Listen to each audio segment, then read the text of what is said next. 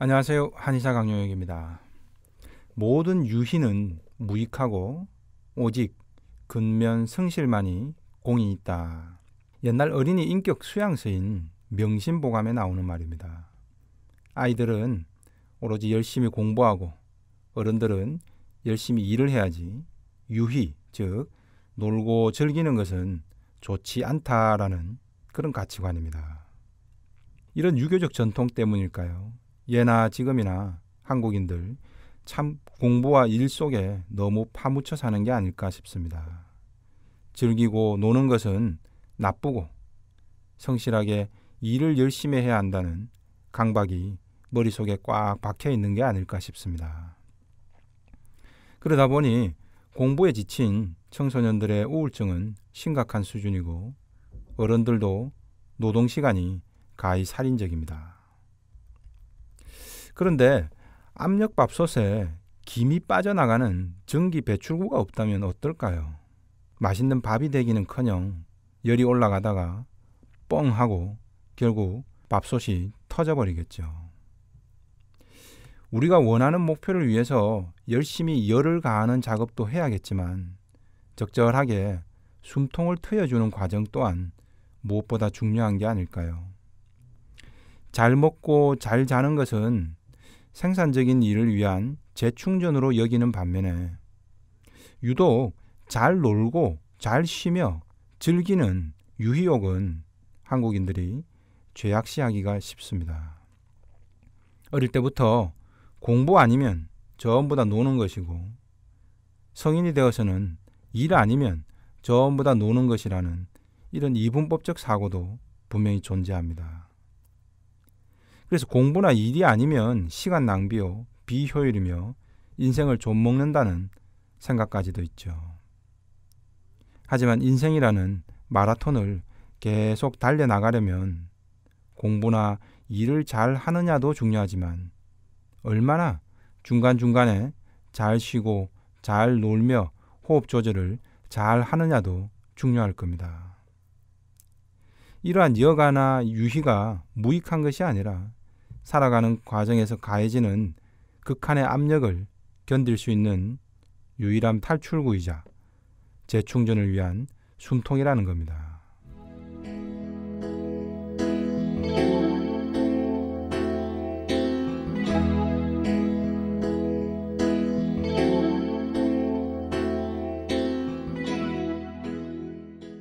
수면제를 먹어도 잠을 못 자는 50대 남성 A씨입니다.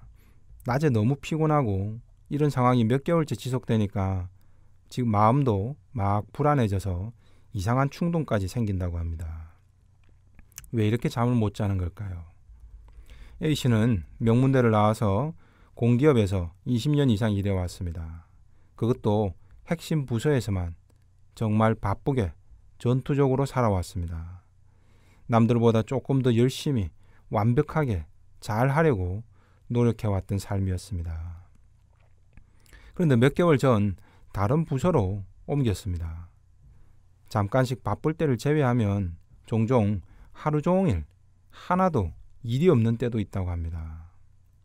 더 이상 승진을 해서 올라갈 곳도 없고 급여가 줄지도 않았습니다. 그러면 보통은 어떨까요? 너무 좋은 거죠.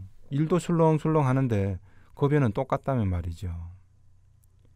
그런데 A씨에게는 이게 심각한 고통이자 불안으로까지 다가온 겁니다. 이 상황을 A씨는 여유 있는 직장 생활로 인식하기보다는 내가 지금 이렇게 일 없이 놀고 있다. 이래도 되나? 내가 무능한 인간이 된 건가? 이렇게 인식되는 겁니다. 뭔가 마음이 싸하고 가슴이 뻥 뚫린 듯한 상실감과 허전함까지 느낀다고 합니다. 갑자기 명예퇴직이라도 당한 사람처럼 말이죠. A씨 표현대로라면 일이 없으니까 마치 높은 데 있다가 절벽 아래로 뚝 떨어져 버린 그런 느낌이라고 합니다. 그동안 젊어서 너무 힘들게 일만 했으니 이제 좀 쉬엄쉬엄 여유도 즐거가면서 살자라는 게 잘 안 되는 겁니다. 사실 이런 갈등은 퇴직 남성들의 우울증이나 불안증에서도 흔히 나타납니다. 그리고 배우자들도 함께 고통을 겪게 되죠. 일이 없어진 남성들이 집안일이나 아내의 일거수일투족으로 시선을 돌리기 때문이죠. 특히 소음인이나 태음인처럼 음인들은 직장이 없어지면 밖으로 돌아다니기보다 집안에서 머물려고 하기 쉽습니다. 직장에서 일을 가지고 씨름하던 습관이 결국 가사일 하나하나를 놓고 아내에게 잔소리를 하거나 아내가 밖으로 못 나가게 붙잡아 두려는 어린아이 같은 모습으로 변하기도 합니다. 당연히 아내들은 남편의 이런 태도 변화에 당혹스럽고 깝깝함을 느끼게 되겠죠. 아이들에게도 마찬가지입니다. 30, 40대를 아이와 함께 보내지 않다가 갑자기 이제 시간이 생겼다고 아이들에게 다가가려고 하면 아이들이 어색해하고 아빠의 관심을 오히려 간섭으로 불편해합니다. 때로는 옷 입는 것 하나까지 간섭하다가 가족들한테도 미운 틀이 박히기도 합니다. 이처럼 여유를 찾고 놀 수 있는 시간이 한꺼번에 생겨도 생전 일이나 공부만이 바람직한 것이고 유의를 즐기는 건 죄악이라는 가치 속에 살아왔던 사람들은 이런 환경 변화가 익숙치 않습니다. A씨의 불면증은 바로 이런 환경 변화에 적응하기 위한 과도기적 상황을 의미합니다. 과거엔 내가 이래만 파묻혀 사는 것이 옳은 것이라 여겼지만 이제는 그 낡은 가치를 빨리 집어던지고 새로운 가치를 받아들이라고 스스로에게 요청하는 겁니다. 단순히 잠이 안 와서 너무 피곤하다가 아니라 A씨 불면증이 자신에게 보내는 메시지인 거죠. 이 메시지를 이해하지 못하고 그냥 수면제만 주니 계속 잠을 못 자는 겁니다. 지금까지 일 중독자로서의 삶이 정상이고 지금 한직에서의 삶이 비정상적인 건가를 조금 따져보라는 겁니다. 바쁘고 전투적으로 사는 삶, 힘들다 하면서도 그런 틀에 익숙해져 있다가 갑자기 되찾은 여유가 오히려 불안으로 다가왔던 겁니다. 하지만 이는 불안할 게 아니라 어쩌면 비정상의 정상화가 이제 막 시작되고 있다는 메시지로 받아들여야 하지 않을까요?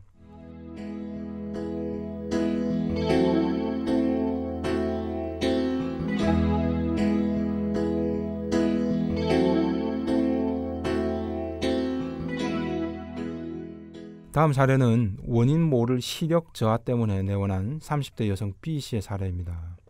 미용실을 운영하는 분인데 갑자기 일하던 중에 한쪽 눈 시력이 뿌옇게 자꾸 흐려진다고 합니다. 안과 검진에서는 결막염이 조금 있을 뿐 큰 이상은 없다고 합니다. 대학병원까지 갔지만 마찬가지였습니다.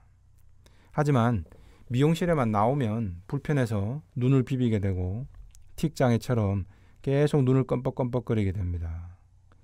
한쪽 눈이 짝짝이가 된 것 같아서 손님들 보기에도 신경이 계속 쓰입니다. 게다가 손님들이 한 번씩 눈이 어디 안 좋으냐 이런 인사말을 건네기라도 하면 B씨는 마치 자신의 큰 결점이라도 들킨 듯 불안하다고 합니다. B씨는 내 눈에 무슨 전염병이라도 있는 것처럼 보여서 혹시 미용실 이미지가 나빠지기라도 하면 어쩌나 그런 걱정까지 하게 됩니다. 이러다 내 눈이 안 나오면 어쩌나 싶어 집에서 혼자 울기까지 한답니다. 안과적으로는 큰 이상이 없는데도 왜 이럴까요? 바로 불안장애입니다. 자신이 감당하기 버겁다고 여겨지는 불안 상황에서 사람은 자신의 몸의 일부분에 아주 작은 감각적 변화에도 매우 민감하게 반응하게 됩니다. 그래서 눈이 흐려지기도 하고 귀에서 소리가 나기도 하고 목에 뭔가 자꾸 걸린 것 같기도 합니다. 가만히 있는데도 갑자기 심장이 막 두근거리기도 하고 혈압이 150에서 200까지도 막 치솟아 올라가기도 합니다. 버스 안에서 갑자기 숨이 안 쉬어져서 호흡곤란을 호소하기도 합니다. 그런데 B씨는 요즘 같은 불경기에 미용실 손님도 많은데 왜 이렇게 불안한 걸까요? 쉬는 것, 여유를 즐기는 것이라곤 모르고 오로지 일만 해왔던 그런 삶을 살아온 것이 한계에 부딪힌 겁니다. B씨는 A씨나 마찬가지로 일에 완벽주의적입니다. 가게 문을 1분이라도 늦게 여는 건 상상할 수도 없다고 말합니다. 손님 예약 시간에 맞추지 못하면 항상 마음이 급하고 초조해집니다. 그런데 예약도 없이 오는 손님들도 많겠죠. 그런데 이런 손님들도 놓치면 안 된다는 강박적 생각이 강한 겁니다. 한 번 왔던 손님들을 놓치게 되면 동네의 미용실 평판이 안 좋게 날까 불안해하는 겁니다. 그래서 모든 손님에게 최선을 다하고 완벽하게 맞추려니 사실 몸이 2개라도 모자라는 겁니다. 보조 미용사를 두고 일을 좀 분산하라고 했더니 손님들이 모두 원장인 자신만 찾는다는 겁니다. 그러니 결국 한계에 또 부딪히는 겁니다. 자신의 몸과 마음의 한계는 인정하지 않고 자신의 일에 대한 완벽주의적 욕구만 어떻게든 채우려는 겁니다. 결국 자신의 무의식이 이제 저항을 하는 겁니다. 뭐냐? 나는 죽으라 일만 하고 가게가 잘 돼서 좋기는 한데 나는 언제까지 이렇게 살아야 하나? 나 나름대로는 이리 뛰고 저리 뛰고 하는데 매번 손님들은 계속 재촉하고 또 그런 손님들한테도 비위를 다 맞춰야 하는데 갈수록 그렇게 하기는 힘들고 이런 식으로 B씨의 무의식에서는 답이 없어 보이는 겁니다. 이런 무의식이 강해질 때 차마 그냥 손님을 좀 줄이자, 내가 감당할 만큼만 손님을 받자라는 생각은 하질 못하는 겁니다. 왜냐하면 B씨의 가치관에서는 적당히 여유를 가지면서 일을 하는 것은 나락으로 떨어지는 것처럼 죄악시 되어 왔기 때문입니다. 맏딸인 B씨는 어릴 적 아버지가 사업에 실패해서 어려웠던 성장 과정을 경험했습니다. 그 뒤로 독하게 일만 하지 않으면 우리 아버지처럼 저렇게 힘들게 비난받으면서 살 거라는 불안 심리가 강하게 자리 잡은 겁니다. 결국 손님이 없을까 봐도 불안하고 손님이 너무 많아도 불안한 겁니다. 그래서 잘 되는 가게를 결국 내놓아 버렸습니다. 그런데 다시 더 불안 증상이 심해집니다. 지난 수년간 정말 힘들게 고생해서 이만큼 잘 되는 미용실을 만들어 놨는데 다음에 다시 이만큼 잘 되는 미용실을 하려면 얼마나 또 내가 다시 고생을 많이 해야 할까, 이런 생각이, 걱정이 미리 드는 거죠.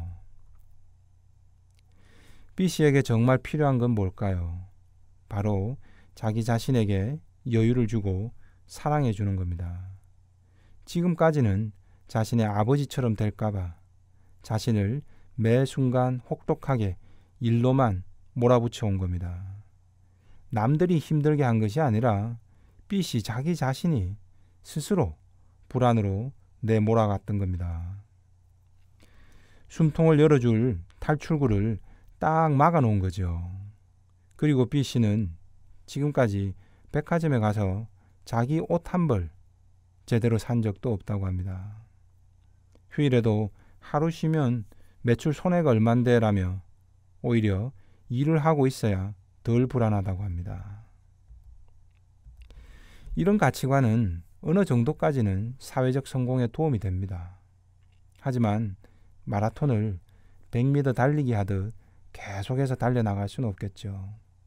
이내 한계에 부딪혀 쓰러지고 맙니다.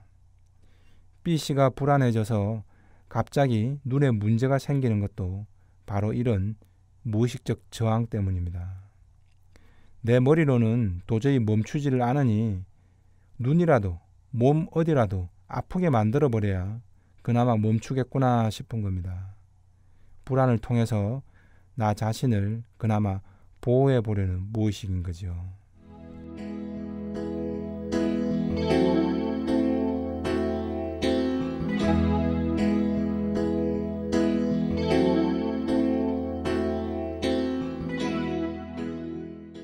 마라톤을 결코 100m 달리기 하듯 계속 달려갈 수는 없습니다. 이렇게 달려가는 건 어리석은 겁니다.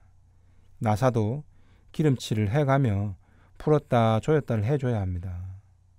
팔 근육도 힘을 쓰려면 힘을 빼고 있다가 힘 쓰는 순간에만 딱 힘을 줘야 합니다. 계속 힘을 주고 있으면 테니스 엘보 같은 게 와서 딱 고장이 나버리는 겁니다. 우리 삶도 마찬가지겠죠.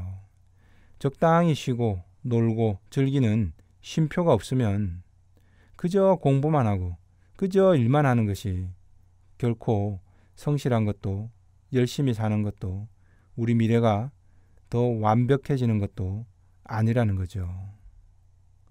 공부도 일도 열심히 사는 것도 결국 행복을 전제로 해야 잘 사는 것이 아닐까요? 지금까지 한의사 강용혁의 심통부리기였습니다.